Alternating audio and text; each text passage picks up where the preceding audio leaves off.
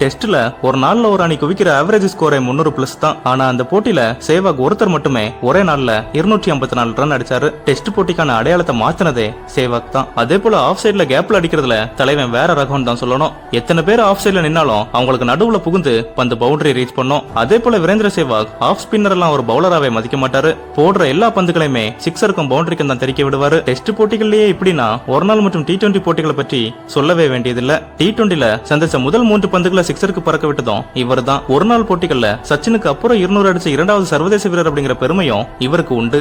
எவ்வளவோ சாதிச்ச சேவாக் சைலண்டா தன்னோட ஓய்வு அறிவிச்சாரு. சோகம் என்னன்னா அவர் ஃபேர்வெல் மேட்ச் கூட ஆடல. அதே போல தன்னுடைய சொந்த சாதனைக்காக ஒரு தடவை விளையாடினது கிடையாது. அணியோட தேவை என்னதோ அதை தான் செஞ்சாரு. ஒவ்வொருத்தரும் தன்னோட ஓய்வுக்கு பிறகு உள்ளூர் போட்டிகள் இல்லனா IPL மாதிரியான லீக் போட்டியில ஆடி சம்பாதிச்சுட்டு இருந்தாலும் ஓய்வுக்கு பிறகு நான் விளையாடி எதுவும் சாதிக்க போறது இல்லன்னு, அது போக ஒரு இளம் வீரர் விளையாட போற இடத்துல நான் இருந்துகிட்டு அவங்களோட வாய்ப்பு